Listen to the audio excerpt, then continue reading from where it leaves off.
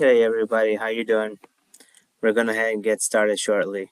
So let's first make sure that the Facebook Live is all connected and that everything is good to go. So just give me a second. And we are going to talk about injecting peptides. A very boring topic, but one that people need to know about because if you don't inject the peptides properly, then they're not going to be of any value to you.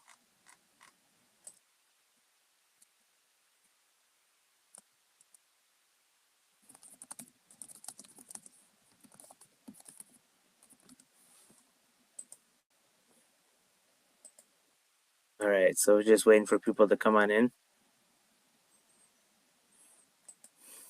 All right, so let's see. Okay, everything looks good on the YouTube end. Let's see what's going on the Facebook end. Okay, so we got that connected.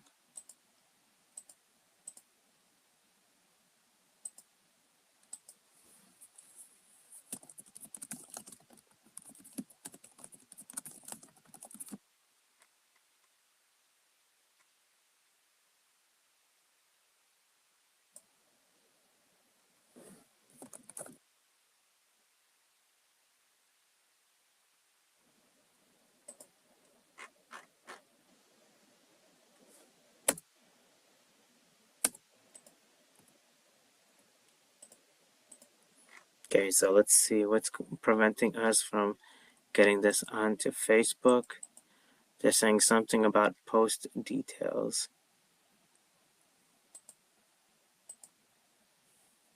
Why is this not working for us? Let's see. All right, so for everybody who's right now in the waiting room, just please wait and we will go through. Once we get to Facebook Live, we will get that all set up. So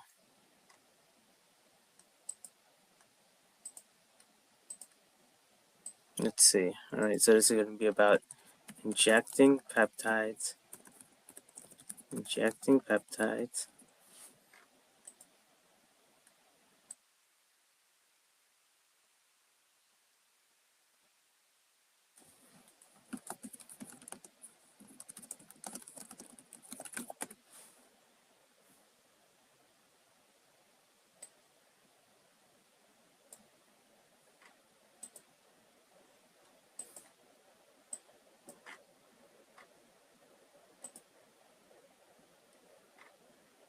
Okay, so everything is streaming from Facebook's side,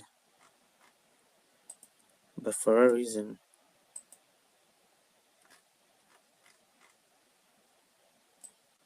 Let's see what's preventing us from going live.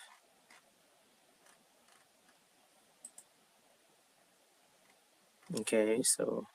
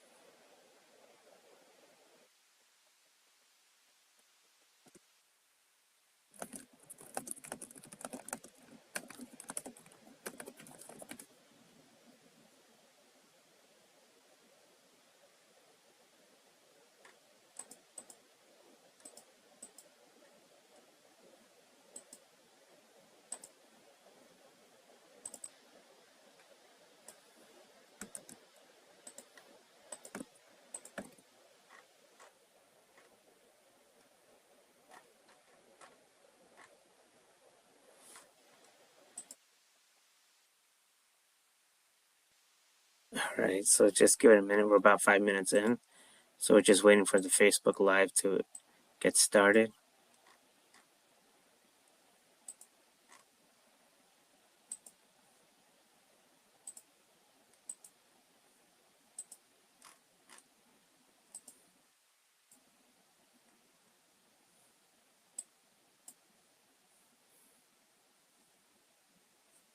All right.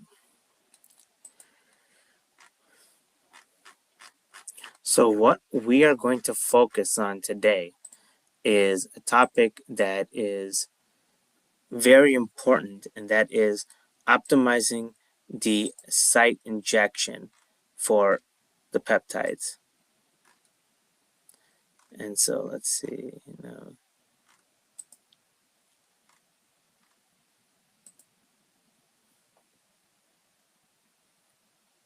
I think we are live on Facebook.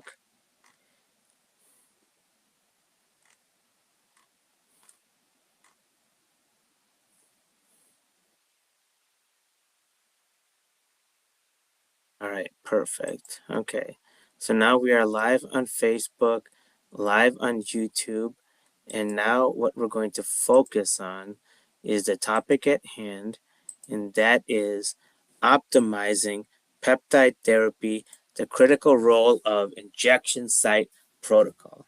So, what happens when you take a diabetic syringe and inject it into your body? Well, for the most part, we think it's relatively simple. You just find an area where you see some soft tissue, assume the soft tissue to be lipidous or fat in nature, and then you just kind of go straight in, perpendicular, and you make the injection. Well, injection site protocol goes a little bit more beyond that, right? So, what we got to focus on really is understanding what happens beyond that. So, let's look at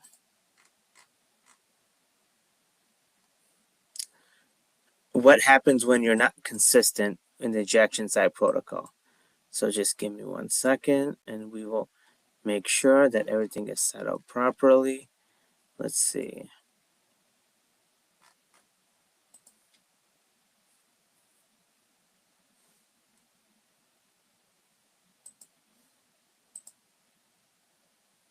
All right.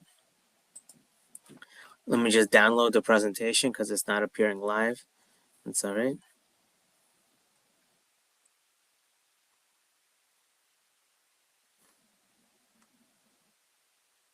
And let me see if I can get the Facebook Live one more time.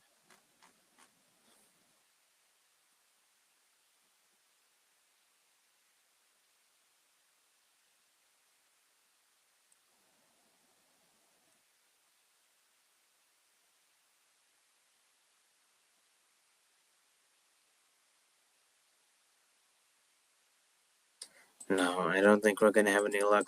So, fortunately, it's just not in the stars. So, the Facebook gods, we have to come back to them and ask them why they keep making things difficult. But let's keep going and let's talk about the presentation, and that is optimizing peptide therapeutics. All right. So what you see here is that peptides offer a wide range of therapeutic potential across a broad spectrum of indications, and we all know the value that peptides have. The story of peptides basically kind of being iced out because of a lot of the pharmaceutical industry kind of focusing on patentable medications, not necessarily applying to medications that may be generic, like peptides. So, what happens is that the suboptimal injection technique and inconsistent site rotation are significant but chronically underestimated drivers of outcome variability. And the problem for that is a lot of the medications we have conditioned ourselves to send to the homes of patients. There is a convenience factor associated with sending the medications to the patient's homes. The problem with that is they then lack the clinical oversight to ensure that the medications are being administered properly. Not just the dosing or the concentration of the medications, but the actual injection of the medications itself. So let's talk a little bit about the injection itself. So when we say sub-Q, what does that even mean? Well, very few people actually understand what it means. You're delivering the peptides into the fatty tissue under the skin for slower, sustained release. Now you want to use semaglutide, BPC 157, ipamorelin.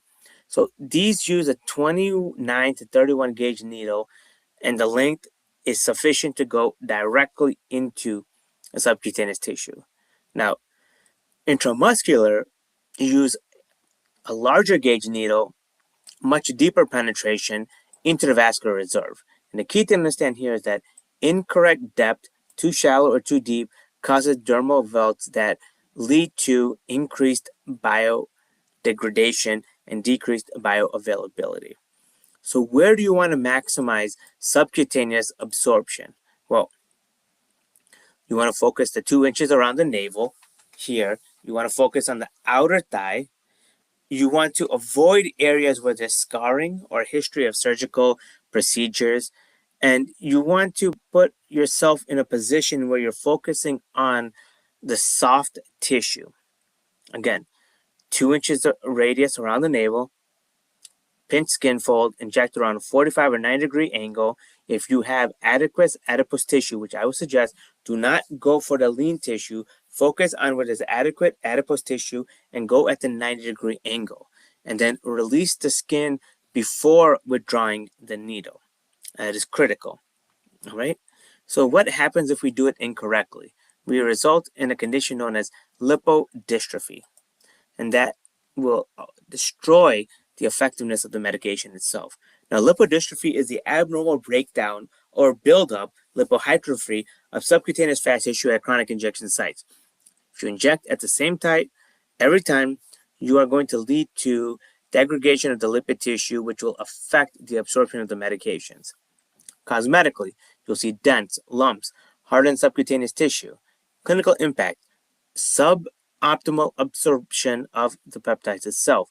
As a result, the peptides that you pay so hard for will eventually be less effective than it should be, and that is because we're practicing improper injection on the site itself. So, what is the solution? Systematic site rotation. Map out on your body where you're going to inject the medication, and then determine where and how to make the injection. Again, have a consistent rotation. Single most effective way that you can prevent the lipid dystrophy that would prevent the adequate dissemination of the bioavailability of the peptide. Again, using a clock method is very intuitive, right? So you would start at one point, another point, another point, and keep going around the adipose tissue in a way where you're targeting the greatest fat deposit where you can go in at a 90-degree angle, and using a technique that's easy to remember so you don't have to quote unquote memorize where you perform the latest injection, because essentially you're using hands on a dial. So what is the clinical efficacy? Now, here's where it breaks down into the science. 25% improved therapeutic response observed in patients with consistent injection technique, rotation adherence versus non-adherent cohorts. Those with poor rotation show a 3 times greater dosing unpredictability, meaning you're just struggling to understand where to inject the medications. As a result, you'll have 40% reduction in site complications if you just develop a simple technique, whether that's the clock technique or another methodology in which you standardize the injection of the injections itself. Again, the clinical insight: reduce side effects by inconsistent dosing directly correlate with improved patient satisfaction scores and long-term treatment retention. So let's go over protocol versus neglect. So let's say you administer the clock protocol. Well, you will then have healthy subcutaneous fat tissue. Now, if you have poor injection rotation, you will have lipodystrophy, in which the lipids would be affected and the injection site will become less effective. Side-by-side comparison, consistent protocol preserves tissue integrity and absorption kinetics. Neglect creates clinically compromised injection environment. Overcommitment at Prestige 2.0. What we're going to do is work with you to ensure that you are maintaining proper injection technique. This is more than just telling you how and where to inject. We want to make sure that we're approaching the right angle with the right clinical fidelity of pressure to make sure that we are injecting the right way. That is hands-on simulation. What we want are educated patients that know how to use the medications, because precision in practice drives peptide performance. Again, just like how diet and exercise are the key drivers to peptide efficacy, proper site injections are critical in ensuring that we are achieving optimal outcome when it comes to our peptides. So, with that, I'm going to leave it now open for questions. So if anybody has any questions or comments related to the peptides and the site injections of the peptides, this is the time to field those questions. So let's see. Couple of questions here. All right. Okay. So what is adequate adipose tissue that would determine the 90-degree versus 45-degree? All right. So the 90-degree, you go straight in. The 45-degree, you'll go at an angle.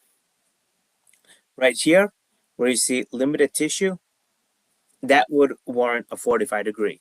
Your stomach here, again, if you're going to clockwise rotation, again, would warrant a direct 90-degree injection, which you first inject, and then you press down, and you release the peptide.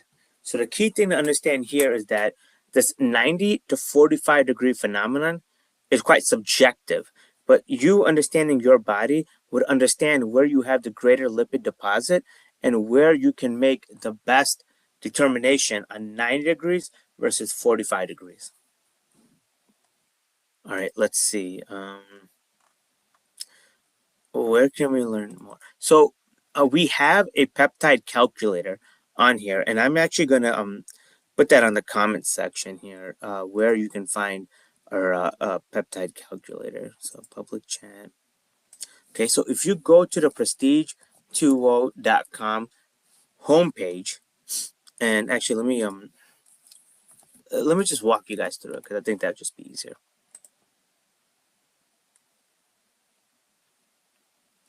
Share.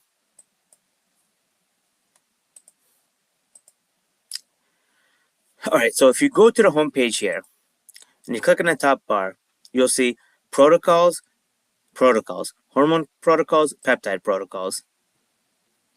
Select the peptide protocols. What you will see is the calculator that goes through how you would then calculate the peptides. So let's see, peptide calculator.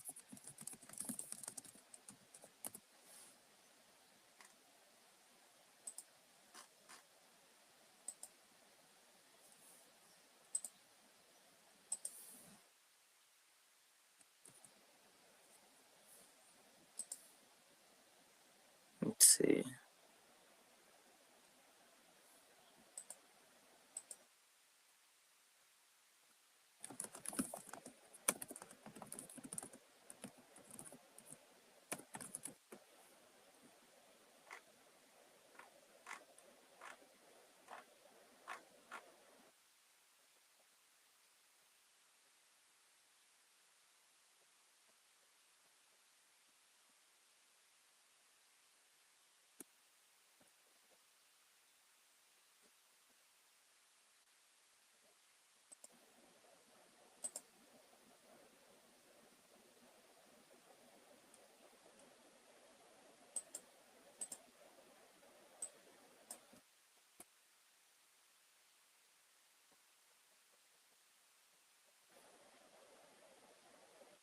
Okay, here we go.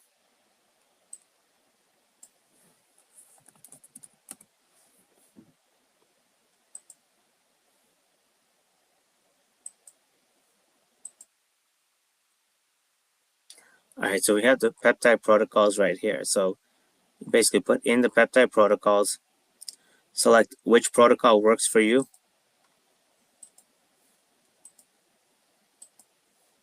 and that'll essentially help you identify what the dosing regimen should be.